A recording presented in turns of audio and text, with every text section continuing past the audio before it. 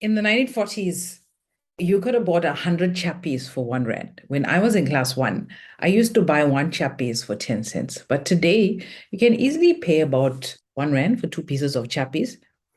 And all this basically shows us is how much the rand has lost its purchasing power due to inflation. As consumers, we need to realize that inflation is closely linked to our income. And if Chappies is going to cost us 4% more tomorrow than it does today, but our income also increases by 4% tomorrow as well, then Chappies won't actually cost us any more than it did today because there has been equivalent income increase. However, if we only received a 2% raise, this means that the price of Chappies is going to be more expensive due to inflation. Hi, my name is Yolanda. I'm a wealth advisor. And on this platform, I give you easy, actionable tips, content, and strategies that you can use to manage money well, to live abundantly, and build generational wealth. And this episode is brought to you by Retirement Bootcamp, our brand new live training happening in Johannesburg this November. Visit our website for tickets. Wealth. And today we're talking about inflation, trying to give you some links between inflation and interest rates, and it's the silent tax. And not a lot of people understand it. So that's what we're doing in this session. So why does inflation happen? Should we worry if it does? A government tracks inflation obsessively. And they do, at times, try to keep it in a 3 to 6% range. And there's plenty of data to collect about inflation. And they can pretty much say very accurately what the inflation rate is going to be. Is it on track for 3%? Or is it like it is now at 7.6% at the time of recording this video? And in historical terms, I mean, this is basically a new phenomenon, maybe in the last 400-500 years or so, when inflation has become a concern. So back in the day, the Spanish Empire essentially collapsed because of inflation, and they didn't even know it was occurring. So in the late 15th, 16th century or so, there was an influx of precious metals, from the New World, South America, Mexico, even parts of the Far East. These precious metals flooded Europe, and specifically with the Spanish, they brought silver from the New World into Europe. They traded with European partners for their goods and services in Europe, but they didn't quite have a handle on the flow of the silver. They were just spending and spending, and eventually silver became very popular. It was flooded into the market, and thus sort of devalued the silver over time. So at that time, the monetary system was based on precious metals and specifically silver. And this boom led to the low value of this metal, resulting in inflation. So inflation basically spread to other countries in Europe and resulted in price increases by almost sixfold. So the monetary system at that time was determined by silver, and people chose to go another route of using a different kind of metal. So over time, we find governments really becoming obsessed with inflation, and we see the United States now at soaring levels that they haven't seen in about 30, 40 years in their country. So why does it happen? What makes it happen? Well, basically, there are three reasons. And the first one is what economists call the cost push inflation. This is where the cost of business rises and are then passed on to customers. Now, there could be many reasons for this, mainly raw materials increasing, such as oil, such as gas, such as electricity, coal, or it could be because workers are asking for money. And we find the unions specifically in South Africa taking the lead on this because they're very well organized. The second kind of inflation is called demand inflation. And this is where there's an increase in the number of people that want the goods and services in supply, and the supply just can't meet the demand. And obviously, with the rules of supply and demand, the prices go up. Similarly, a falling interest rate may cause short-term pleasure. As we saw during the lockdown, interest rates were low. Everybody borrowed, bought nice cars, upgraded their homes. And it caused long-term inflationary pressure as well because there was more money circulating in the system.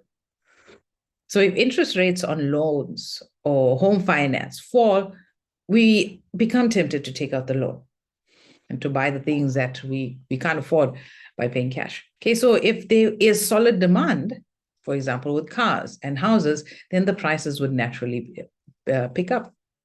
If banks and government inject more cash into the economy, people will have more money to spend. But in essence, they're all chasing the same number of goods as before, which means demand is going to rise. The third classic cause of inflation, we don't really have this problem in South Africa, is money printing. Now, there's a deep logic behind this idea. It can be kind of criminal because, I mean, you and I won't have a say in this. And usually with quantitative easing, aka money printing, it's usually the people at the top that get the first round of funds, tenderpreneurs, corrupt politicians.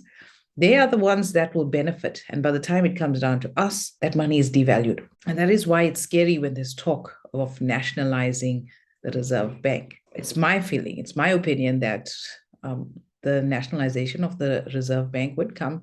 And maybe sometime after that nationalization, quantitative easing will come about. So printing money increases the number of notes in circulation. So all these cases amount to more money in circulation, and this increase is a huge problem. So a bit of inflation can grow the economy, but it's not a very scientific, proven, guaranteed idea when it comes to that. And the argument doesn't really matter if prices go up 10% every year, and if wages go up by 15%, I mean, we all benefit, right? We can buy more things, and we are growing faster than the rate of inflation. Deliberate government-led inflation can be a mechanism for growing the economy, but it's a very, very risky move, and it has backfired in the past. So why is inflation such a problem? The problem is that it doesn't inflate at the same rate at the same time.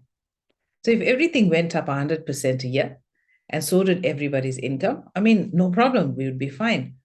But things don't actually work that way. In South Africa, maybe we have education inflation at around 9%, health inflation at around 8%. And then within the food segment itself, you find alcohol raising at a certain price.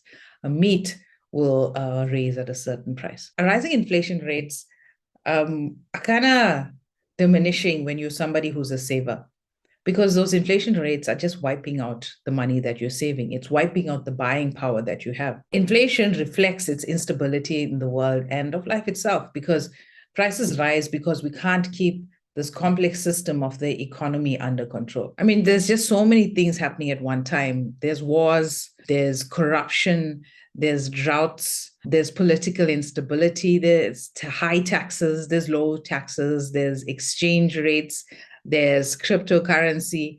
There's so many facets that impact the economy, and all making its mark on inflation. Closely linked to inflation rates are interest rates.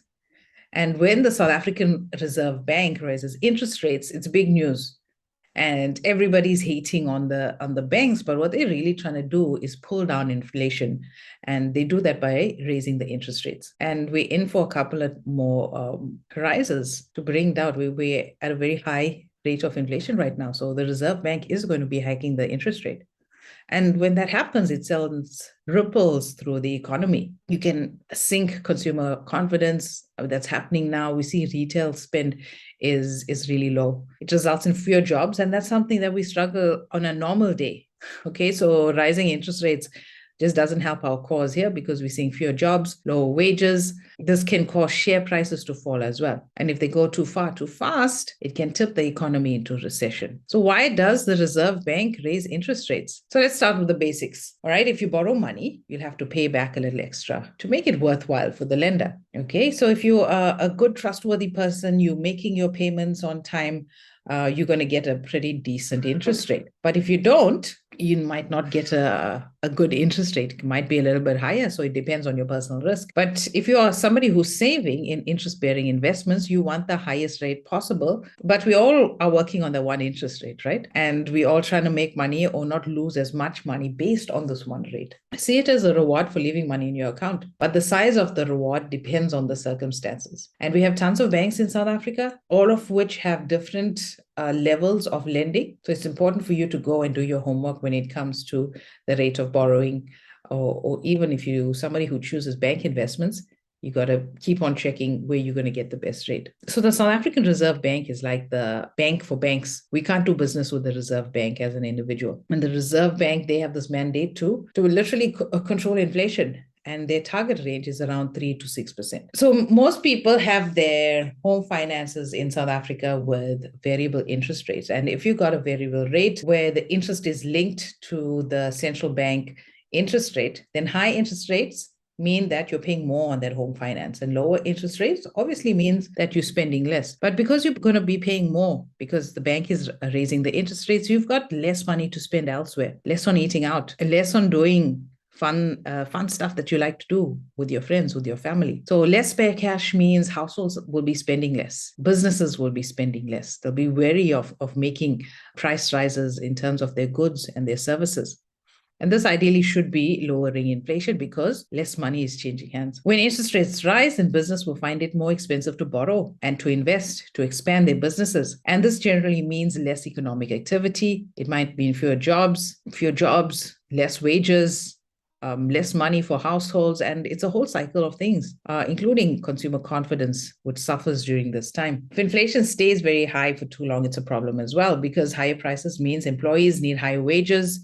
You see, the unions were striking last week regarding the high cost of living, but when they demand more salaries, this also increases to inflation. So you got to know how the system works. And each of us have a role to play in this inflationary system. Rising interest rates can slow the economy right down. And the trouble is the brake pedal has a delay. And it can take as long as 2 years to see the full results from interest rate changes. And central banks know this. So when they set interest rates, they're actually trying to read not just next month or Christmas, but they're trying to read how the market would go a few years ahead. So if you want to know what investment moves you should be making in times of high inflation, check out this video.